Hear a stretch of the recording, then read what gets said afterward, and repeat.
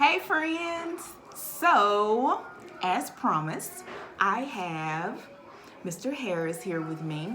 It took a bit of enticing all week long, but he is here because it's Valentine's Day, and this is my Valentine's gift. He is camera shy, so being behind or in front of the camera is not his thing. That's neither here nor there. He is here. I'm excited. And we are going to share just a little bit of our love story with you. Those of you who follow my personal page already probably have read some of the basic information that I shared with the Valentine challenge that was going around for a lot of couples. And I gave you some of the basic stuff of how we got together and all that good stuff, but we want to go into detail just a little bit more. But we won't be here long because, again, this guy don't want to be here all that long. Anyway, so introduction. I'm Candy, for those who do not know me, sweeter than candy. And this is my lovely husband. I'm Marcus. And we have been together a total of, do you know? 2008, 18. You got to count. Since 2000 and, no, since 1998. I was fixing to say, so from 98 to it is 2021, so that gives us 23 years, 22. We're right at 20. We're at 22 years this year. 2021, I think, is 23 because this year will be 13 years married. So the math that we're doing is we were together 10 years before we even got married. So I wrote down some questions to go ahead and answer so that we don't be all over the place. And the first question is, where did we meet? Church. Lord's Tabernacle Holiness Church. Tabernacle babies. We were born and raised in the same church. What's cool is we even, and y'all excuse our background, we're at my sister's house and we just did the college acceptance little shindig for my oldest niece. So it's a lot going on in the background, excuse us. But anyway, born and raised, same church. Cool part is we have known each other since preschool. Our mothers are really good friends. We are told that we were, because we're similar in age, we're 18 months apart. He's almost 40. I am not. I'm still 25. We're not 18 months apart. We are 18 months apart. 13 months apart. I thought we was 18. 13. February of 84. May of 83. I don't do math. I teach history. That's okay. However, whatever it is, we're close enough in age that we were in preschool together. So we are told. I don't remember him at all. Yes, we were born and raised in the same church and we were in a lot of the same youth activities and all of that kind of stuff. But I don't remember him. I honestly do not. Like children's church. Do you remember me in children's church? Nope. It's probably because he was out being bad. I was following the rules and doing what I was supposed to. But it wasn't until our teen years is when then the next question says, who was interested first? Me. Yeah, that was me. So he liked me first, right? What made you like me? What got your attention? I don't know. I think we were just riding by and I saw you and just stood out. I don't know. I don't remember. You don't remember? You're supposed to remember. You just stood out. Yeah, I stood out all right. Look, I'm glowing now. I just stood out. Okay, so he was interested first. I was not interested at all. Like, not even a little bit, y'all. Not a little bit. He was annoying. His friends were annoying. They would always tell me that my boy like you, my boy like you. And I'm like, okay, I don't like him, so leave me alone. Anyway, but it wasn't until, this is when his game came in, right? So I wasn't allowed to date until I was 16. And I wasn't allowed to talk on the phone with boys until I was 15. So a couple of years, when you started liking me, what was that? 14? 14. 13, 14, you were 15. So around that time frame, I was not paying attention to him at all. But when my 15th birthday rolled around, he called me. Now, mind you, this is in the 90s. There is no cell phones. There is like, you had to do the research. He got my number, and he found out my birthday. I didn't tell him. Remember, I don't have nothing to do with him. And he found out my birthday. He called on my 15th birthday to wish me a happy birthday. And I was so impressed. First of all, that a boy was calling me and I was allowed to talk to him. And then that he knew and he did the research. So that was big. So that was the beginnings of, okay, let me hear dude out, because he sounded a little sweet. And from then on, we were on the phone all the time. So when did we make it official? Like, we were officially going together. You were 16. I was 16. Was it when I was 16 though? Did we agree that we was going together even before Mama said we could be together? Yep. No. It was after that. You was 15. You was allowed to. Okay. So 16, we made it official. Yep. That was April. I remember. It was April 21st, 1998, that we were officially a couple, boyfriend, girlfriend, inseparable. And so that was my freshman year of high school. So I've been with this young man since freshman year of high school. What made you know he or she was the one? I told you when I drove by and you stood out, and I knew. You knew I was the one that day when you drove by? Tommy Rogers, TJ, can vouch for it. He was driving, I was sitting in his passenger seat. And I said, that's my wife. Yeah, he been saying this story for so long. TJ can vouch for it. At this point, I believe him. At first, I'm like, you did not know I was your wife at no 16 years old, or however we was riding by in the car talking about that's my wife? How? But he been saying this so long, 23 years later, he's still sticking to this story. So I guess I'm going to go and believe him. It's cute. Ask TJ. Okay. TJ, you can chime in and let us know if it's the truth. I think you done already vouched for him, so you ain't really got to chime in. But okay. How did I know you were the one? I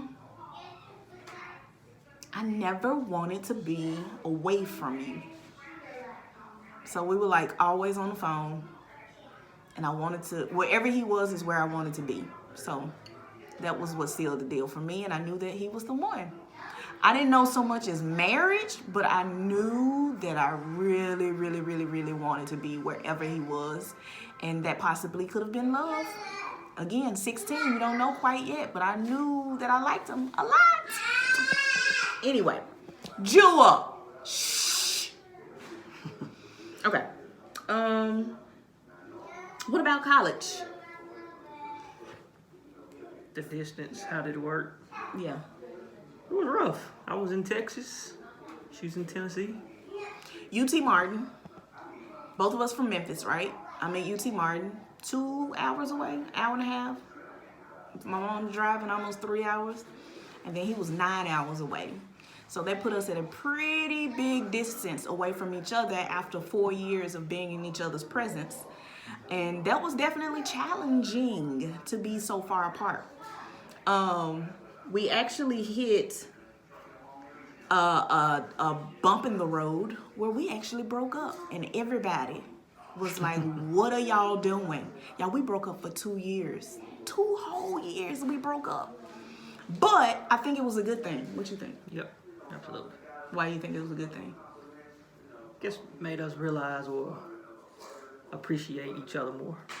I agree. Especially being that, one, he was my boyfriend from the age of 15, 16, whatever. So then going off to college, that break did allow me to see more, date more, do more outside of having the commitment of almost like we was married the way we was together.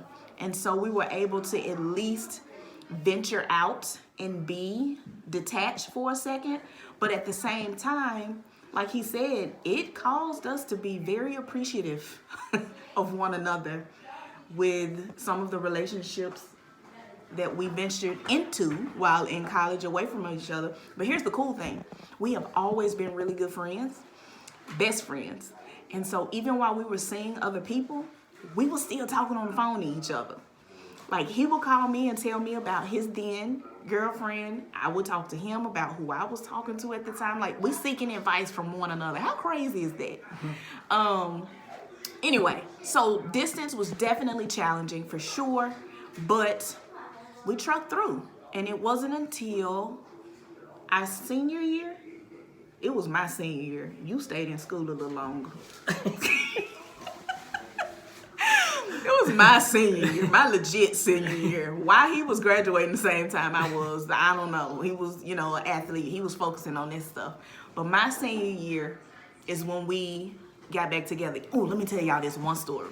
So our mothers, when I say we have had some of the best cheerleaders and people supporting our relationship, listen, everybody is like Candy Marcus, Marcus, Candy Mark, his grandmama, everybody, right?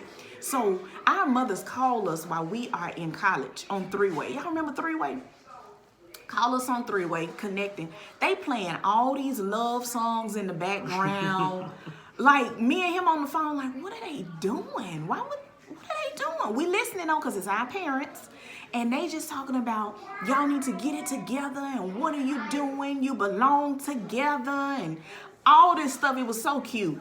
And at the time, we were just still kind of talking it over and trying to figure out where we wanted this thing to go. If we were going to remain friends. If we were going to get back together and all this stuff. But listen, them parents weren't trying to hear it. Get back together. His cousins, my sister, everybody was like, what is y'all doing? And why y'all playing? And eventually, 2007, we got back together. We graduated in May of 2007 on the same day. There was no FaceTime and all that kind of stuff. So we were on the phone with each other while we were sitting because we couldn't be with each other or attend each other's graduations. So we were on the phone. And then we graduated. I came home, got a teaching job. You stayed in Texas, and then he moved to Atlanta. All right, so let's fast forward. Engagement. When did you propose? Aunt Marilyn Goodwin Jean birthday party. So, yep. He proposed at his aunt's birthday party. It was really, really sweet. In 2007. Am I right? 2007. Was it a long engagement? Not at all. We were married the following year, September the 6th, 2008. We ain't waste no time. I mean, for what? We've been doing this. We already knew we loved each other. And so we got married. So the next question then is, and the wedding was, I wouldn't say it was a big wedding. No. It was mostly family, friends. We didn't have a whole lot of money. So we made it happen. It was a great day. And I actually want to redo the wedding. Y'all stay tuned. I want to renew our vows. And I want to do it the way I want to do it. Like, there was no Pinterest when we got married. I just want to redo it. I want to really have the wedding I had always dreamed of. We just got married so fast and we didn't have the funds that we wanted and all that good stuff. So I just want to redo it. Okay. And I want the kids to be involved. Okay, I'm going to stay focused. What do we say? Married, engagement, wedding day. Okay. So what's the hardest part of being married? So we've been doing this now for 13 years this year. What would you say is the hardest part? I don't know. You go first. Let me think. The hardest part for me, and he's really easy to be married to. Let me put it that way. I know a lot of times you hear couples say that marriage is hard. So my phone died.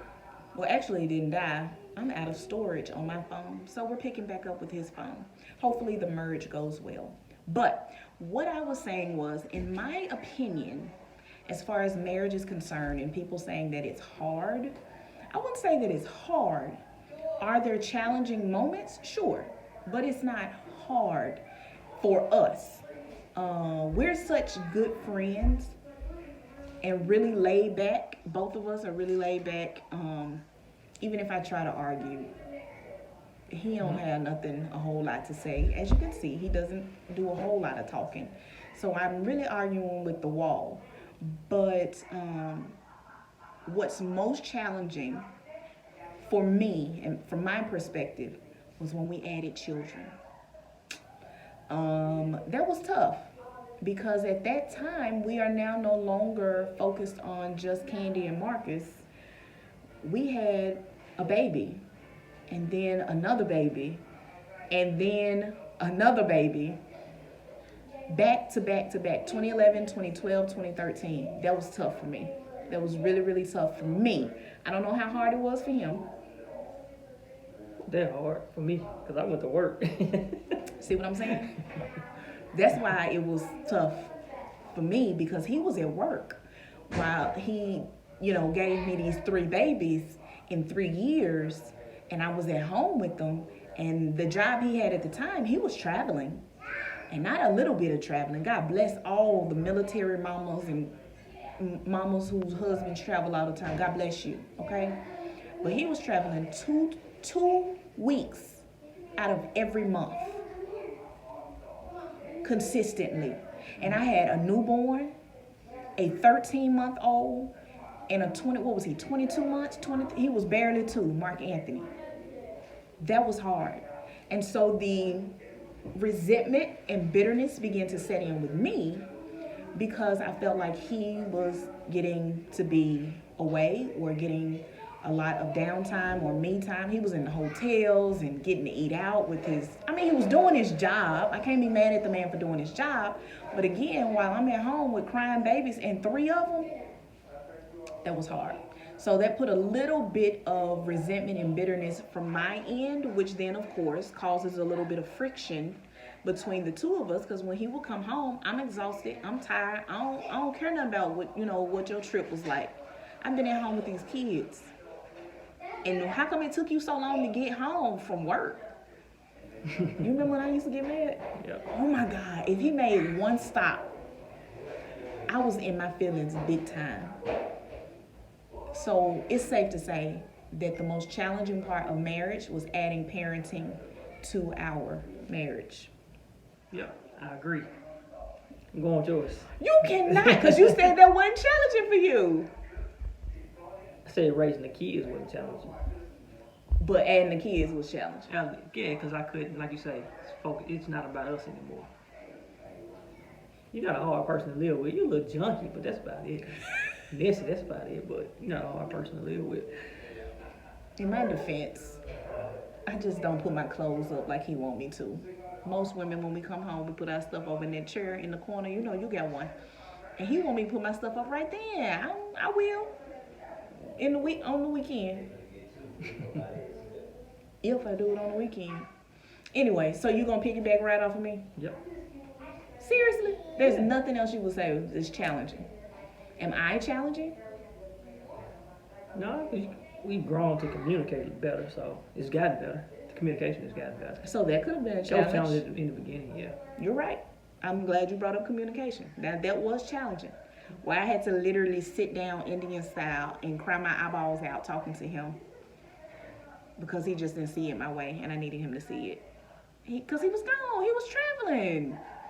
And I needed to be gone for him to realize he needed to be there with all 3 of them by himself so he could see what it was like. Anyway, so there goes our challenges. What was next on there?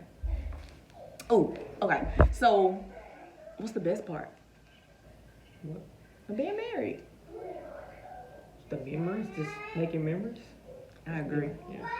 I love doing life Yeah. together.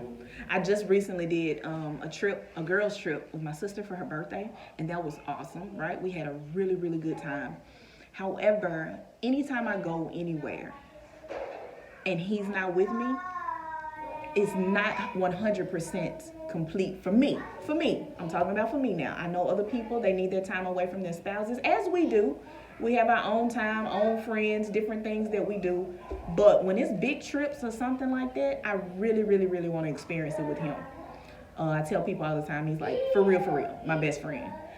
So your person, as soon as something good happens, who do you want to call? For me, it's him. If something bad happens, who I want to call? It's him. If something petty happens, and I want to gossip a little bit, I gonna let him know. And guess what? He messy too. Stop it. So you gonna be ready for the tea? I'm listening. He want to hear the tea. He want to hear the tea. Okay, so that's the best part. Communicate. You said doing life together. Yeah. Memories, making memories. Okay. Yes, Jewel. Oh, say hey. Look, tell Uncle Marcus to show you in the camera since you in here talking to us. Say hello. Say hey. This is Jewel. This is our niece, and we're all. I think I said it already. We're all dressed alike because of my niece's thing. Hey Jada, she's coming to get Jewel. Yeah, thanks. Thanks for doing a great job keeping her out. Okay, last thing we want to talk about, which is on my little agenda here, is love languages. I mentioned that in the post that I said yesterday about having to, I know a lot of times, especially as women, we get caught up in the romance, right? We watch Lifetime movies, we watch all these chick flicks about the love stories, and you know, it looks so awesome, and you're thinking to yourself like, oh, I want somebody to send me flowers. Oh, how come he didn't do that for me? Or, you know, it's the roses for me. It's the chocolate for me. It's the trip for me. When that's not all that it's about, right? And don't get me wrong, I am guilty. I have told him in our years of learning to communicate, I'm like, how come you don't plan a date? How come you don't take me here or do blah, blah, blah, blah, blah? But it wasn't until I read this book called Love Languages, right, that I began to rethink my blame, so to speak, right? And then once I read it, I brought it to his attention. We brought it to our children's attention of what love languages are. So I said all of this to say this. I had to accept how he needed to love me, right? But that doesn't mean I didn't communicate still the things that I would like, right? He still has to be open to, if I like a certain thing, you know, marriage is compromise. Compromise, even if you don't want to go sit and have a picnic in the park, he'll go and do it out of love, right? And the same with, I could care less about sitting at anybody's basketball game, but I'll go and do it because I know he enjoys it. So his love language, and be thinking about the ways that I love you. I'm about to ask you that, okay? Okay. So his love language is, man, we just did this at the table as a family. But do you remember your love language? What was yours? I don't remember. It's 5 of us. I can't remember everybody's love language. But I'm going to tell you how he loves me. Okay, these are the things, and it's not flowers. It's not, you know, he don't write letters, and he barely sign a card. If he buy a card, okay? He's not going to, he ain't singing no songs. He surely ain't singing no songs. He ain't, you know, he ain't doing none of the Lifetime movie stuff. That's just not who he is. And I had to learn to accept that. However, here's how he loves me. He loves me by getting me gas. Y'all saw that post. I do not pump gas whatsoever, okay? Every now and again, if he gets busy or something, he gets my gas. He makes sure. Just this past week, our garage was messed up. And so we had to park on the outside rather than the inside. And because it's been cold, just this past week now, his love for me, the way he shows it, he was getting up, and I have to be at work way before all of them have to get up. He was getting up out of bed to start my car up, to make sure that it was, the windows were defrosted, the car was warm, all that good stuff. He didn't have to do that. That's his love language. That's roses for me, okay? It's the roses for me. Bringing me, charging my phone every night. I fall asleep mid-sentence. Do I not? I can be literally like, gone. He charges my phone. I wake up every day and my phone is charged.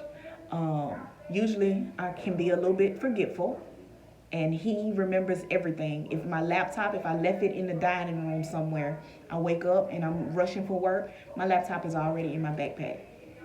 That's his love language. That's how he loves me. So it's little things like that that are my roses. That's my chocolate. That's my, you know, planned dates and all of that. And speaking of dates, even though he may not plan them, that's not his thing, he always is willing to participate and go, even doing this video. Thanks so much. How do I love you? You mean how do you love me? Yeah, how do I love you? Like, my ways of showing. You just explained that. I know, but that's how you love me. How Oh, do no, I no. love you? Oh. Like, ways that you recognize Okay. me showing you love. Okay, gotcha. You had me confused for a second. You cook because you hate to cook.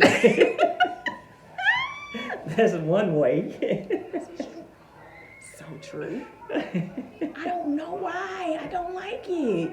But I do it. Yeah, that's you do a lot of things that you don't. I won't say don't like to do, but you. No, I don't like to cook. You're Yeah, right. Yeah, That's the big old fact. I do not like to cook. yeah. That you hit on going to different like games or something like that. Like you'll be playing a crossword puzzle while I'm watching the Grizzlies play. So I'm like we in the suite watching the game. You playing. So you'll support that type of stuff like that. So Not the crossword puzzle. you were doing crossword puzzle at the Grizzlies game. When? No, you was reading a book. That's what you were doing. Marcus, I don't believe this. You done made this I up. promise you were. Okay. Yeah. Yeah, you just do stuff like that. Just little small stuff where you just, I know you don't want to do it, but you do it because I like to do it. So yeah.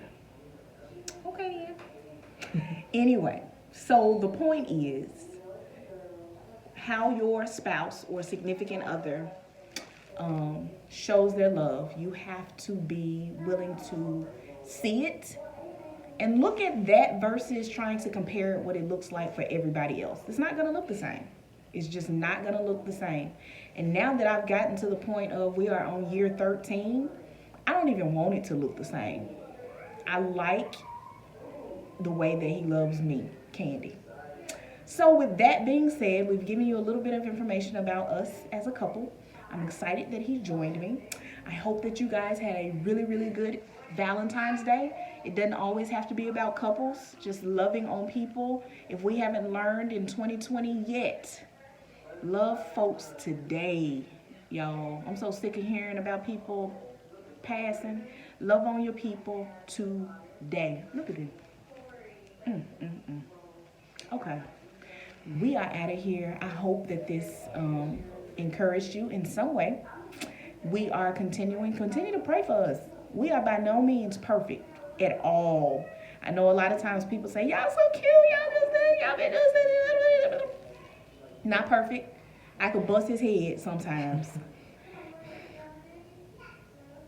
And I know I get on his nerves. I know I do. Sometimes to myself, I be like, ooh, you tripping. We are not perfect, and we're still working. Like I said, it's not hard, but it does take some work, right? And there are challenging moments, but we're willing to put in the work. What's that saying? Two imperfect people. There's no perfect marriage, but two imperfect people who are just continuing to love each other, something like that. Y'all gotta look it up. Anyway, I'm gonna end this. Y'all have a good evening. Happy Valentine's Day. We out. Peace.